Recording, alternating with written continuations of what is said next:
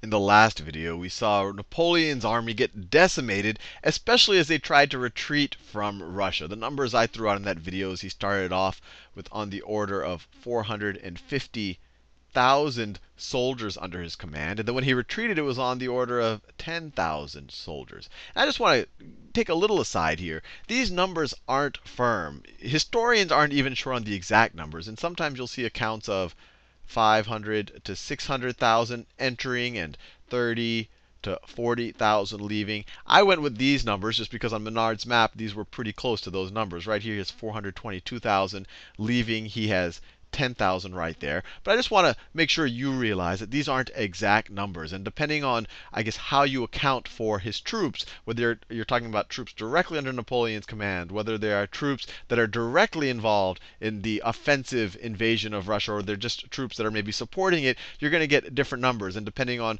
whether you view, troops and how you count the casualties. So it's all about how you count. But needless to say, the French Grand Army was decimated after invading Russia. And I even told you at the end of the last video that after that, the rest of Europe, the other countries that kept forming and reforming coalitions against Napoleon began to smell blood.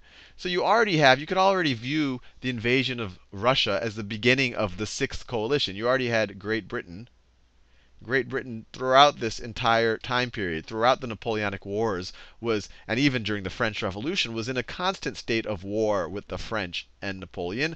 Obviously, you have Russia now. Russia now is also is also a belligerent, is also an antagonist against Napoleon. Just because he retreated doesn't mean the war with Russia is over. Prussia had been humiliated multiple times by Napoleon, and now they jump on the bandwagon after hearing about Napoleon getting decimated. And so they, combined Russian and Prussian forces, engage Napoleon.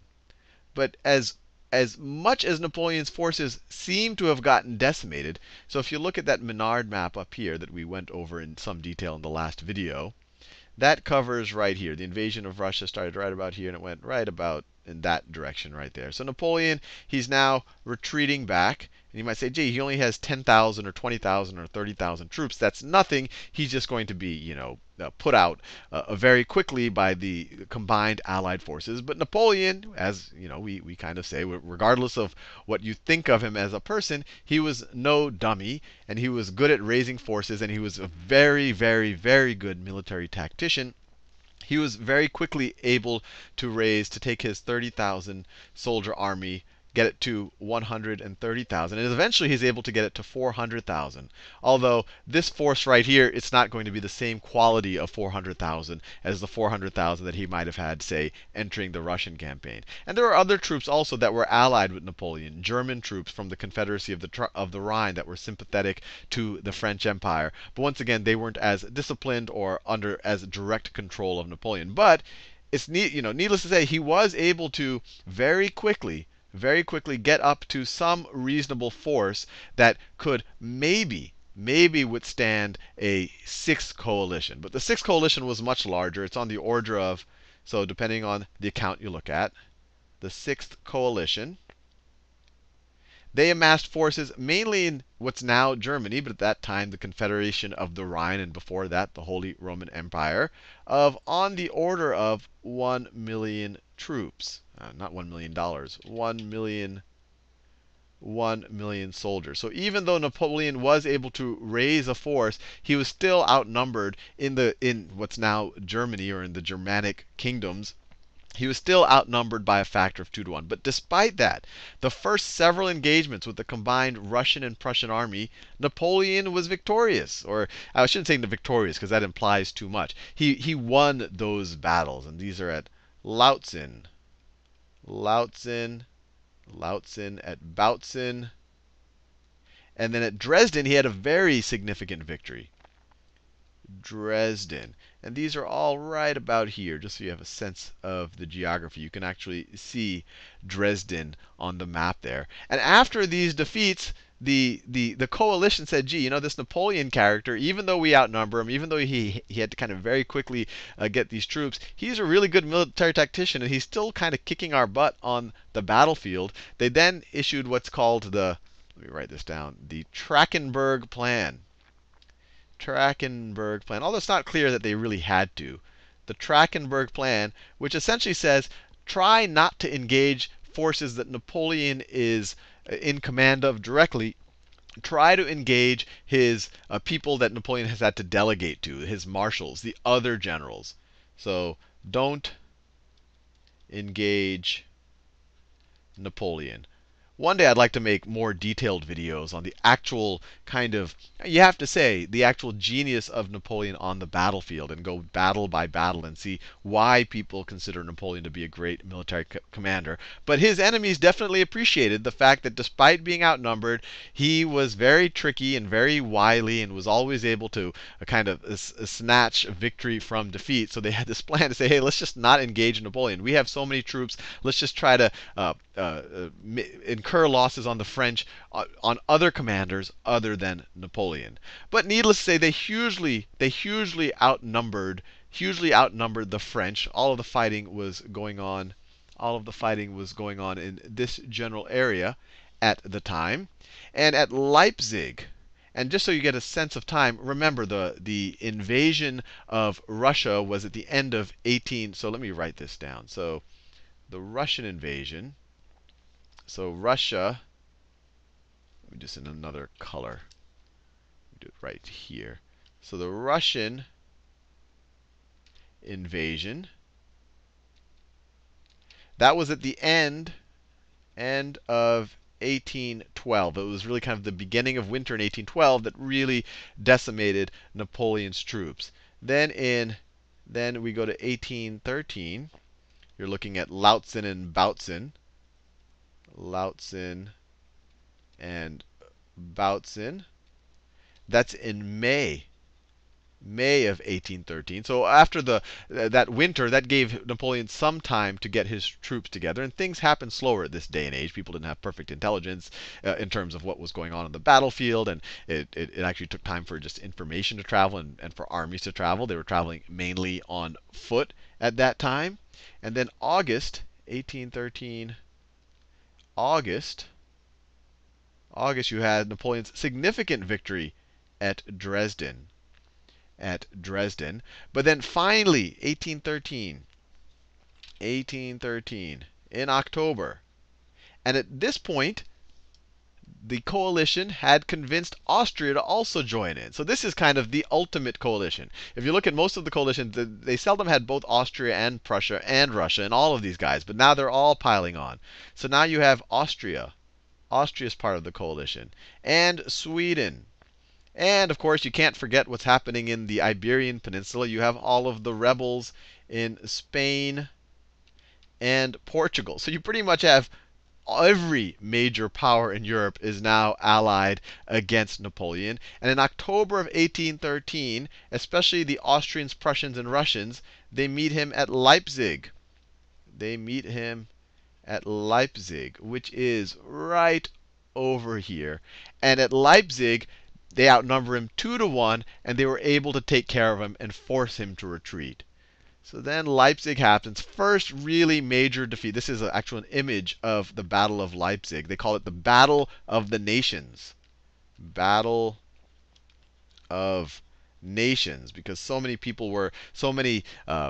belligerents were involved in this battle. People estimate that there were 600,000 soldiers involved, 400,000 on the side of the Sixth Coalition, 200,000 on the side of Napoleon, and they estimate on the order of 100,000 dead or wounded. So this was a major, super bloody battle, and it forced Napoleon to retreat.